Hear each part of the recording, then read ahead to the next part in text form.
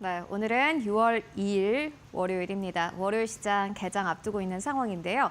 이번 주 시장은 좀 한산하면서도 이벤트가 많을 것으로 보여집니다. 이번 주에 이제 휴장이 2번이나 있고 여기에 더불어서 대통령 선거까지 앞두고 있는 상황이기 때문에 한국 증시는 변동성이 커질 것이다라는 이야기 나오고 있습니다. 뉴욕 증시도 역시나 마찬가지인데요. 뉴욕 증시는 굵직굵직한 이벤트는 없지만 앞으로 나오는 경기 지표에 따라서 시장이 좀 크게 흔들릴 수 있다라는 이야기 나오고 있습니다. 6월 달의 시장은 아마 후반전을 위한 하프타임이 될 것이다 라는 그런 증권사의 커멘트도 함께 나오기도 했는데요. 5월의 시장은 어떻게 보면 좋을지, 그리고 6월 시장은 현재 증권사에서 어떻게 전망을 하고 있는지 오늘 6월의 첫 거래일이니만큼 정리를 해보고 가도록 하겠습니다. 일단 5월 한 달 동안 글로벌 증시의 수위부터 좀 체크를 해보고 가도록 하겠습니다. 보시다시피 나스닥 지수는요, 5월 한 달 동안 9.9% 넘게 올랐습니다. 거의 10% 가깝게 상승 탄력을 보여줬고요. S&P 500 같은 경우에는 6.2%대 상승이 나왔습니다. 뉴욕 증시 모두 다 4월에 보였던 낙폭을 어느 정도 만회하는 모습을 보여줬습니다. 그리고 사실 아시아 증시 가운데서는 코스피가 가장 강했던 모습을 여러분들 함께 확인하실 수 있는데요. 코스피 지수 자체가 5.5% 넘게 상승하면서 거래를 마쳤습니다. 코스피 지수는 지난달에 5월 달에 2,700선을 넘어섰고요. 물론 지난 금요일 시장에서 약간 떨어지면서 2,700선을 목전에 두고 거래를 마감하긴 했지만은 그럼에도 코스피 지수는 2,720선까지 오르면서 지난 1년 동안 한 번도 오르지 못했던 수준까지 올라왔습니다. 그 이후로는 대만 쪽 좀 강한 흐름 보여줬고요. 일본 니케이 지수도 5%대 상승, 홍콩 항생도 5%대 상승 나온 가운데 다우존스 지수보다 오히려 한국의 코스피가 강한 흐름을 보여줬습니다. 그리고 코스닥 같은 경우에는 2.4%대 상승 나왔는데요. 코스닥보다는 코스피가 조금 더 강했고, 사실 코스피가 조금 더 강했기 때문에 앞으로 시장에 대해서 많은 투자자들이 또 현재 기대를 하고 있는 듯합니다. 그리고 무엇보다 지금 지수도 꽤 괜찮았는데 이렇게 지수가 올라올 수 있었던 이유는 수급에 있습니다. 수급표도 함께 만나보실까요? 네, 지난 1년 동안 외국인들은 코스피에 대해서 계속해서 매도 우위 포지션을 나타냈습니다. 보시다시피 2025년 들어서 계속해서 한국 시장을 팔아치운 부분을 여러분들 함께 확인하실 수 있는데요. 9개월 누적으로 했을 때 약 38조 4천억 원 정도를 외국인 투자자들이 순매도했다고 합니다. 말 그대로 9개월 동안 내내 팔아치운 건데 이러한 흐름이 좀 변화되고 있다는 부분이 5월 달 들어서 확인이 됐습니다. 보시다시피 물론 금액 자체가 엄청나진 않지만요. 그럼에도 외국인들이 이제 마음을 좀 바꾸는 것이 아닐까 하는 기대감이 나왔습니다. 5월 한 달 동안 외국인 투자자들 1조 2천억 원 넘게 담은 것으로 나타났습니다. 그렇다면 외국인들이 담고 그리고 아시아 증시 가운데서도 수익률이 가장 높았던 코스피 지수, 어떠한 특징들이 있을까요? 특징 좀 정리를 해보고 가도록 하겠습니다. 삼성증권에서 내놓은 시장의 특징들 저희가 이렇게 좀 정리를 해봤는데요. 특정 업종에 지금 시장의 강세가 치우치지 않는다라는 게 가장 큰 장점이다라고 이야기를 합니다. 원래 코스피 지수가 이렇게 2,700선을 넘어서면서 주가 자체가 좀 탄력을 받으려면 시가총액 상위 기업들이 탄력을 받아야 됩니다. 삼성전자, SK하이닉스 이러한 기업들이 주가가 오르면서 같이 지수를 견인하는 역할을 하기도 하는데요. 다만 이러한 시장 속에서는 사실상 삼성전자와 SK하이닉스만 오르는 그러한 장이 지금까지는 연출이 됐었습니다. 다만 이번 5월 시장은 그것과는 약간 달랐다라는 게 특징이 될 것 같은데요. 삼성전자, SK하이닉스와 같은 반도체도 강했지만 보시다시피 지주 금융사 최근 들어서 주가 탄력 굉장히 좋았죠. 엔터, 화장품 등으로 전반적인 강세 탄력을 보였다라는 것이 특징이 되겠습니다. 특히나 실적을 베이스로 해서 엔터, 화장품 쪽은 크게 올랐기 때문에 앞으로도 기대를 해볼 만하다라는 의견 나오고 있고요. 그리고 한국은행의 기준금리 인하도 어쨌든 간에 트리거 포인트가 됐습니다. 결국에는 시장이 움직이려면 유동성이 풍부해져야 되는데 한국은행이 금리를 인하하면서 이전보다는 그래도 유동성에 대해서 조금 센티멘탈적인 부분이 괜찮아졌다라는 의견도 나오고 있고요. 그리고 여기에 더불어서 외국인만 매수한 것이 아니라요. 기관 투자자도 매수를 했습니다. 달러에 대한 원화의 환율이 어쨌든 간에 외국인 투자자들에게는 꽤나 긍정적으로 현재 작용하고 있기 때문인데요. 1,400원대를 웃돌았던 달러에 대한 원화의 환율이 보시다시피 1,370원대까지 지금 내려왔습니다. 그리고 가장 중요한 거 주주 환원에 대한 기대감이 굉장히 커지고 있습니다. 결국엔 지주사 같이 이렇게 덩치가 큰 기업들이 오르기 위해서는 결국에는 주주 환원 정책과 같은 근본적인 정책에 대한 기대감이 나와야 되는데 지금 한국 증시는 주주 환원 정책에 대한 기대감이 나오면서 증시를 현재 끌어가고 있다라는 이야기 나옵니다. 다만 이게 계속될 것이냐라고 생각을 해본다면은 아마 힘들지 않을까라고 증권사에서는 이야기를 하고 있습니다. 지금은 숨고르기가 필요한 시점이다라고 이야기를 하는데요. 글로벌 주요 증시가 4월에 워낙 많이 떨어졌기 때문에 5월 한 달 동안은 그걸 메꾸는 기간이었다라고 이야기를 합니다. 뭔가 엄청난 호재가 많아서 시장이 올랐다라기보다는 많이 떨어져서 반발 매수세가 강력하게 들어왔다라고 이야기를 하고 있는데요. 단기 반등에 대한 차익 실현 욕구가 커질 수 있다라고 이야기를 하고 있고요. 그리고 무엇보다 이번 주 그리고 5월 한 달 동안 주요 매크로와 관련된 지표들이 발표가 되기 때문에 주목을 해야 된다라고 이야기를 하고 있습니다.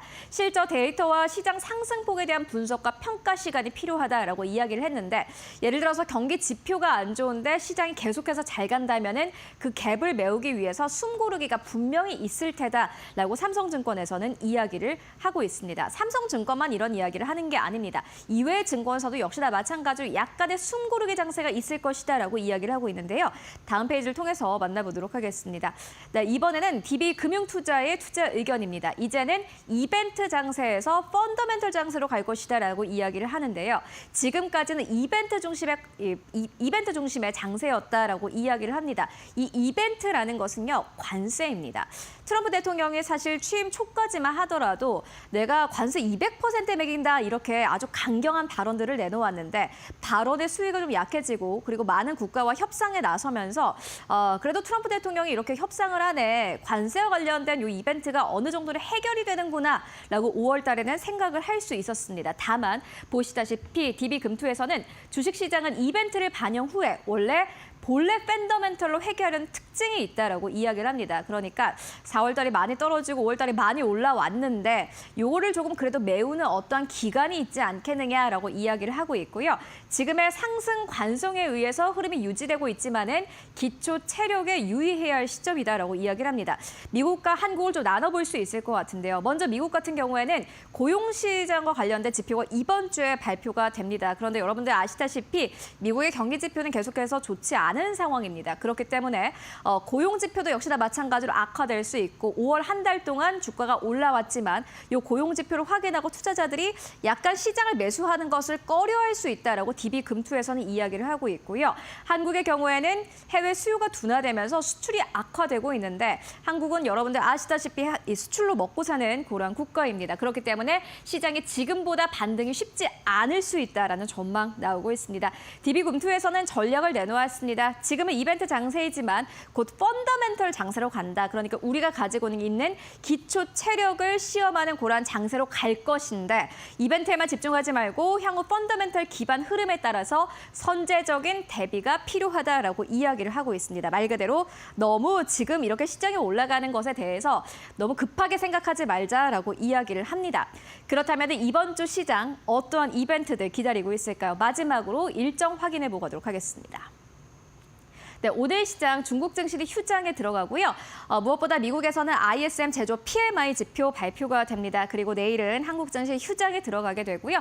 대통령 선거가 아마 한국에서는 가장 중요한 이벤트가 되지 않을까 싶고 그리고 무엇보다 졸츠 보고서가 발표가 됩니다. 구인과 이직 보고서가 사실 미국에선 지금 가장 기다려오고 있는 지표입니다. 요 화요일이 어떻게 보면 우리에게는 가장 중요한 날이 되지 않을까 싶고요. 수요일에는 미국의 또 경기 지표 발표가 되고 목요일에는 유럽 중앙은행의 기준금리가 결정이 되게 됩니다. 또 미국의 4월 무역 수지가 함께 발표가 되는데 이 무역 수지에 따라서 트럼프 대통령이 어떠한 발언을 내놓을 것이다라는 주요 외신들의 보도도 이어지고 있습니다. 그리고 금요일은 또 한국 증시 휴장에 들어가기 때문에 이번 주는 전체적으로 시장은 약간 좀 짧지만은 굉장히 굵직굵직한 이벤트가 많다라는 부분도 여러분들 함께 확인해 보시면 좋을 것 같고요. 결국에는 이번 주는 후반전을 위한 하프타임이 될 것이다라고 결론을 낼 수 있을 것 같습니다. 일단 이렇게 저희 5월의 시장 전부 다 정리를 해봤는데요. 지난 금요일 뉴욕 증시 함께 정리해보고 가도록 하겠습니다. 신일섭 전문위원과 함께 이야기 나눠보도록 하겠습니다. 네, 위원님, 지난 금요일 시장 뉴욕 증시 어떻게 보셨습니까? 네, 금요일 날도 그 하루를 놓지 않게 아주 시끄러운 뉴스들이 많이 있었죠. 근데 뭐 시장은 계속해서 좋은 것 같다는 생각이 듭니다. 과연 이번 주에는 또 어떨지 트럼프가 몰고 오는 이 그 관세 전쟁의 여파가 4년 동안 계속될 것 같습니다. 지금 뭐 시장은 필라델피아 반도체 지수가 2.12% 빠진 거 말고는 다른 것들은 그냥 보합으로 끝났기 때문에 큰 어떤 그 움직임은 없었습니다. 움직임은 없었고, 그리고 매그니피센트 7도 어떤 커다란 움직임은 없었죠. 테슬라가 좀 많이 빠진 거. 지금 테슬라가 지금 그 도지 효율부 수장을 그만두고 이제 앨런 머스크가 복귀를 한다고 하는데 지금 그 효과가 아직 안 나타나는 것 같고요. 엔비디아도 3% 빠졌죠. 여러분들이 가장 사랑하시는 엔비디아와 테슬라 두 종목이 조금 많이 빠졌다는 거. 그런 부분이 조금 눈에 띄고, 예, 큰 어떤 변동은 없었습니다. 시장이 그냥 약보와 강보로 끝났기 때문에 변동성이 굉장히 적은 지금 하루가 되었다는 생각이 듭니다. 네, 뉴욕 증시 이렇게 좀 평가를 해주셨고요. 그렇다면은 저희 이제 M7 기업 가운데서 어떠한 기업들을 가장 특징적으로 보셨는지 궁금합니다. 뭐 테슬라 많이 빠지고 이렇긴 했지만은 그래도 또 이슈가 많지 않았습니까? 위원님 어떠한 기업 특징적으로 보셨습니까? 네, 마이크로소프트입니다. 마이크로소프트 지금 사상 최고가가 또 눈앞에 왔습니다. 정말 대단한 기업이지 않을 수가 없습니다. 지금 이게 윈텔의 시대에 여러분들 기억하실지 모르겠지만 윈텔의 시대가 무너져서 인텔이 망가졌는데 이 마이크로소프트는 어떻게 살아남았는지 정말 대단하지 않습니까, 이거? 지금 왜냐하면 모바일 시대가 오면서 굉장히 부침이 있었고 그다음에 그 모바일 시대를 넘어서서 지금 다시 인공지능 시대까지 오면서 마이크로소프트는 계속해서 변화를 하면서 살아남았습니다. 인텔은 지금 굉장히 어려움을 겪고 있죠. 다우지수 30에서 퇴출당하고 CEO가 교체되고 미국 기업이니까 그나마 조금 살리려는 의지가 있지 미국 기업 아니었으면 바로 도태됐을 것 같습니다. 지금 완전히 엔비디아한테 눌려서 옛날에 엔비디아를 얼마나 무시했습니까? 인텔이 엔비디아는 기업 취급도 하지 않았습니다. 지금은 완전 역전이 되었죠. 오히려 AMD까지 추격을 당하는 지금 상황이 됐죠. 마이크로소프트는 지금 $460인데 464.78달러가 2024년도 7월달 역사상 최고가입니다. 지금 눈앞에 있고요. 결국에는 마이크로소프트, 엔비디아, 애플의 그 시가총액 3인방의 시가총액 1위 경쟁이 있죠. 여기서 지금 애플 같은 경우에는 지금 팀 쿡이 어떻게 해야 될지 결정을 해야 되는 상황이고요. 인도에서 공장을 빼다가 미국에 만들어야 되는 건지 미국에 당장 공장을 못 만들고 만들다고 한들 아이폰의 가격이 너무 높아서 소비자들이 안 사니까 그냥 트럼프의 말을 좀 무시하고 인도에서 있어야 되는 건지 어떻게 사업을 할지 참 그 갈림길에 있는 것 같고요. 버크셔 해서웨이의 지분도 지금 어떻게 결정을 할지 궁금하고 엔비디아는 요즘에 바짝 오르다가 일단 탄력이 조금 떨어진 가운데 마이크로소프트는 그냥 차분하게 한 걸음 한 걸음 나아가면서 관세 전쟁 이전에 떨어졌던 수준까지 다 올라갔습니다. 그리고 지금 좋은 소식이 있죠. 마이크로소프트의 액티비전 블리자드 인수와 관련된 연방거래위원회 FTC의 소송, 모든 소송을 공식 철회했다는 소식이 나왔습니다. 자, 지금 일본 증시에서 소니랑 닌텐도가 역사상 신고가거든요. 정말 부럽지 않을 수 없습니다. 지금 이 콘솔 3사죠. 자, 소니의 플레이스테이션, 닌텐도의 스위치, 그 다음에 마이크로소프트의 엑스박스. 지금 점유율로 따지면 소니의 플레이스테이션이 월등합니다. 그 다음 닌텐도고, 그 다음에 엑스박스죠. 사실 이거 마이크로소프트라고 하니까 너무 지금 아까 전에 말했다시피 윈텔의 시대에서 지금 모바일 시대, 인공지능 시대까지 살아남은 이 시가총액 1위 기업입니다. 그런 어떤 그 고정관념이 있어서 그런지 사실 제가 보기에는 좀 억울한 면이 없지 않습니다. 왜냐하면 잘 생각해 보세요. 소니의 플레이스테이션, 그 다음에 닌텐도 스위치. 자, 똑같이 하드웨어를 만들죠. 지금 엑스박스라는 마이크로소프트도 하드웨어를 갖고 있죠. 근데 소프트웨어에서 가장 약한 게 누굽니까? 엑스박스죠. 킬러 컨텐츠가 없잖아요. 킬러 컨텐츠가 없으니 킬러 컨텐츠를 확보하려고, 왜냐면 예를 들어서 닌텐도라던가 지금 그 닌텐도의 스위치라던가 이 지금 그 소니의 플레이스테이션에서는 킬러 컨텐츠를 하려고 게임 플레이를 하고 싶어서 어쩔 수 없이 그걸 사야 돼요. 그쵸? 플레이스테이션 전용 그리고 스위치 전용으로 나오면 그걸 사야 되잖아요. 근데 그 회사에서 킬러 소프트웨어를 만드니 그 회사의 소프트웨어 하드웨어를 다 사는 거예요. 근데 엑스박스는 킬러 컨텐츠가 없으니 연결이 안 되는 거죠. 그래서 블리자드를 인수한 건데 마이크로소프트라는 그 회사의 이름 때문인지 사실 엑스박스는 약한데 이게 굉장히 피해를 봤다는 생각이 듭니다. 왜냐하면 여기 지금 연방거래위원회에서 그동안 계속 소송한 게 왜 소송을 했죠? 엑스박스로 다 끌어가가지고 플레이스테이션과 스위치의 고객을 뺏어온다. 근데 이거는 사실 그쵸? 엑스박스의 기반 자체가 너무 약한데 그런 어떤 불리한 상황이었던 거죠. 조금 보기에. 그래서 지금 일단 블리자드의 콜 오브 듀티가 그 문제가 된 거 아닙니까 결국? 콜 오브 듀티라는 그 극강의 킬러 컨텐츠를 세계에서 압도적인 1위를 하는 그 킬러 컨텐츠를 너네가 데려가면은 너네가 그걸 엑스박스에서만 실행하게 돼서 엑스 독과점 우려가 있기 때문에 우린 소송을 한다. 이렇게 된 건데 지금 다 철회했습니다. 왜냐면 그동안 많은 노력을 했어요. 아니 콜 오브 듀티 우리 다 그 다른 그 콘솔에서도 하게 할 거고 그 다음에 클라우드 게임을 통해 가지고 다 호환되게 할 거다. 우리는 이게 독점을 하지 않는다. 그렇게 해서 계속 노력을 했죠. 그래서 2023년도 7월 달에 FTC와의 소송에서 승소를 하면서 2023년도 10월 달에 마이크로소프트의 블리자드 인수는 완료가 됐는데 FTC가 계속 항소를 해서 지금까지 끌고 온 거예요. 그러다가 트럼프 이제 임기 들어서 가지고 포기를 했습니다. 그래서 아주 잘 됐죠. 이렇게 되니까 이제 콜 오브 듀티에 월드 오브 워크래프트에 오버위치에 디아블로에 뭐 우리 스타크래프트 세대는 잘 아시겠죠.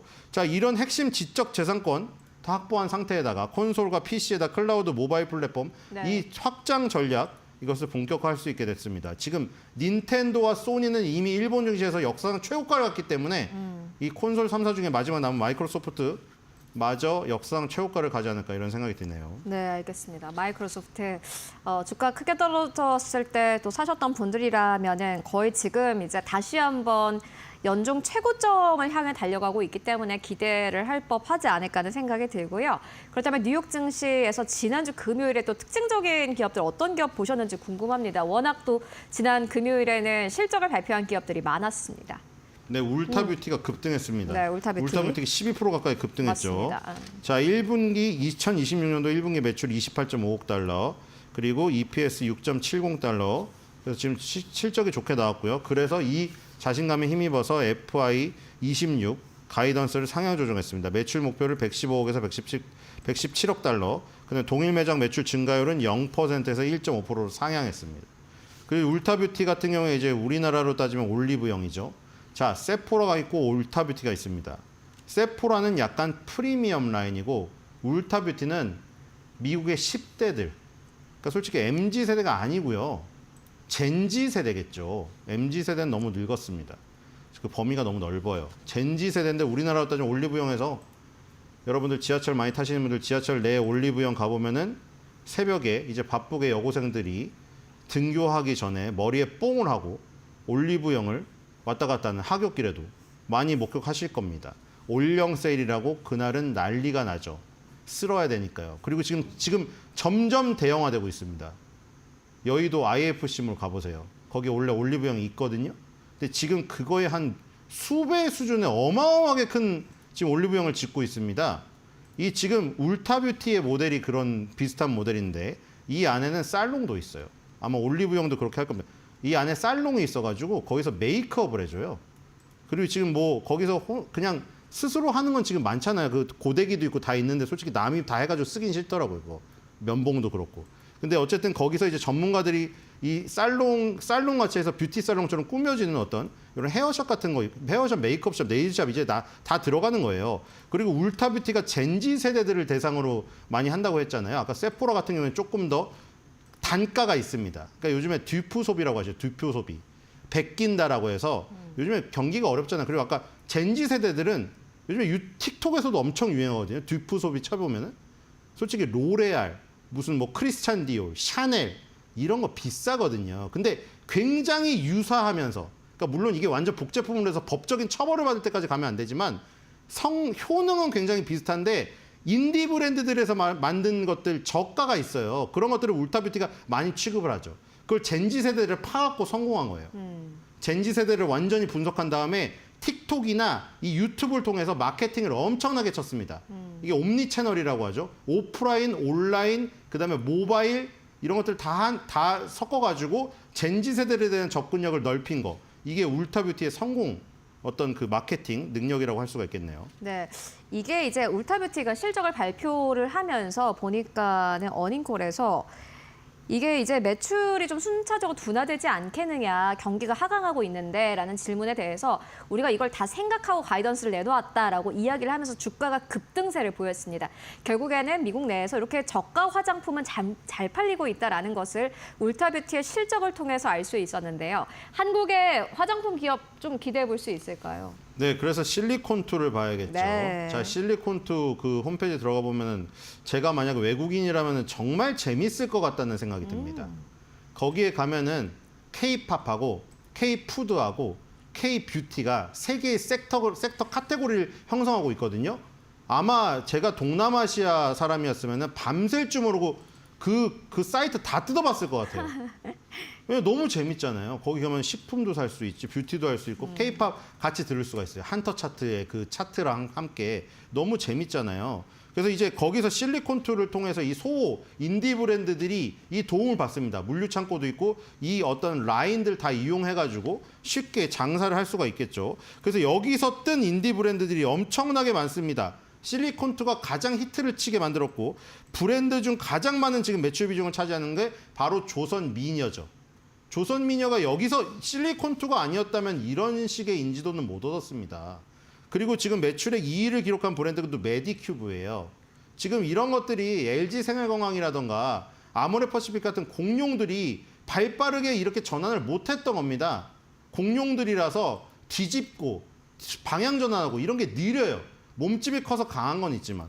그래서 실리콘2를 활용해서 굉장히 이런 인디 브랜드들이 엄청나게 떴고요. 그게 바로 울타뷰티가 이 접근하는 젠지 세대들의 어떤 접근 파워가 굉장히 유사했다는 것이죠. 지금 올리브영이나 다이소 이런 데서 왜 삽니까? 굉장히 싸게 파니까. 최근에 건강기능식품 또 논란이 됐었죠. 뭐 그 비타민 이런 거를 엄청나게 싸게 팔다가 제약회사에 반대로 또 빼기도 하고 뭐 이랬는데 그런 다이소나 올리브영이나 뭐 울타뷰티도 다 마찬가지인데 젠지 세대들 대상으로 혹은 합리적 소비층 등을 대상으로 듀프 소비라던가 저가형 이런 그 효능 효과는 떨어지지 않는데 가격이 싸다 보니까 불황형 소비에 굉장히 유리한 국면이 있습니다. 그래서 올해 1분기 매출 2,457억 원, 영업이익 477억 원인데 전년 동기 대비해서 무려 매출액은 63.4%고요. 영업이익이 62.1%입니다.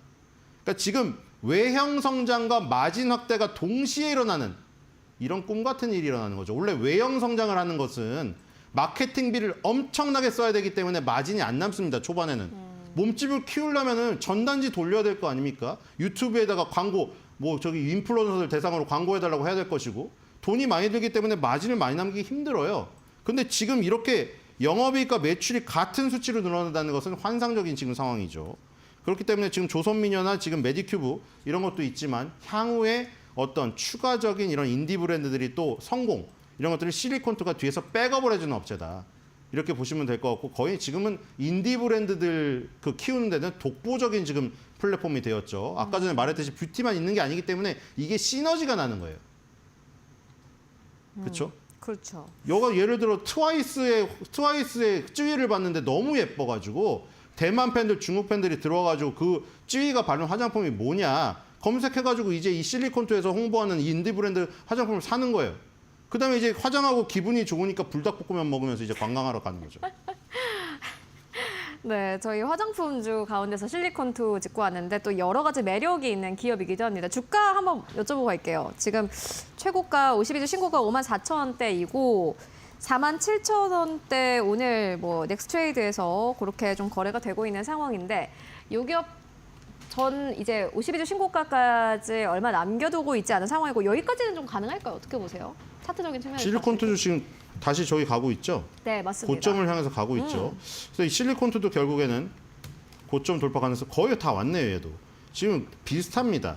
지금 거의 떨어졌던 폭을 다 만회하고 지금 54,200원이 2024년 6월달 최고 가격이잖아요. 네. 지금 48,000원 정도니까 이제 6,000원 차이밖에 나지가 않습니다. 지금 이 부분을 돌파할 가능성이 크지 않을까 싶습니다. 왜냐하면 이미 재무적인 실적은 지금 찍어놨잖아요. 2024년도 6월달 이상을 갈 수 있는 어떤 기본적인 내용은 됐어요. 그리고 기술적인 부분도 마찬가지입니다. 지금 아주 모습이 좋아요. 지금 쌍바닥, 쓰리바닥을 지금 만들면서 올라가고 있고 지금 이러면 제가 보기에는 5만 원이라는 마디지수대만 돌파하면 5만 5천 원, 그 다음 마디지수대로 순식간에 갈 수 있지 않을까 이런 생각이 듭니다. 아마 2023년도 7월달, 8월달에 4만 5천 원. 이 라인이 굉장히 매물대가 많은데 여기를 두 번에 걸쳐 돌파했죠. 그게 좋았죠. 네. 그렇죠? 여기 한번 찔렀잖아요.